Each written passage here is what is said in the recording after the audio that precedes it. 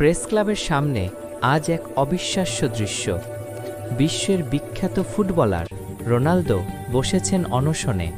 দাবিটা একটাই, বিশ্বকাপ চাই। পাশে পড়ে আছে একটা ব্যানার, তাতে লেখা বিশ্বকাপ চাই। ঠিক তখনই দূর থেকে এগিয়ে আসছে মেসি, হাতে সেই বিশ্বকাপ ট্রফি। এরপর হাজির এমবাপ্পে, তার হাতেও এক বিশ্বকাপ।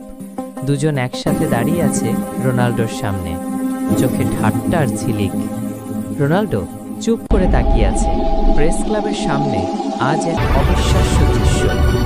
বিশ্বের বিখ্যাত ফুটবলার রোনালদো বসেছেন অনশনে।